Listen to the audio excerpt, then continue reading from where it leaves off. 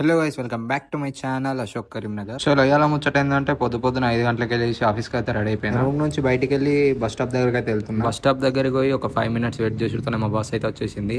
పొద్దున మంచి AC bus లో కూర్చుంటే ఫుల్ నిద్ర వస్తుంది. మస్తు అనుకున్న ఆఫీస్కి పోయేదాకా. ఇక ఆఫీస్కి రీచ్ అవుతానే ఫస్ట్ అయితే క్యాంటీన్కి పోయి ఒక ఛాయ్ అయితే తాగిన.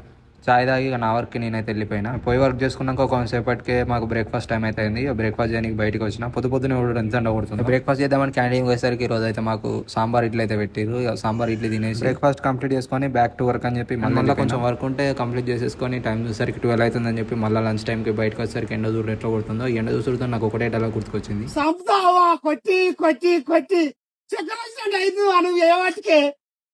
క్యాంటీన్ పోయి అయితే లంచ్ అయితే కంప్లీట్ చేసేసుకున్నాం. లంచ్ బ్రేక్ అయిపోయిన తర్వాత మిగిలిన వర్క్ కంప్లీట్ చేసేసుకొని రిటర్న్ అయితే వచ్చేసి ఎండ కొడుతుందని చెప్పి బేకరీకి ఒక మౌంటైన్ తీసుకు సల్లా దాక్కుంటే ఇక రూమ్కి అయితే వెళ్తున్నా.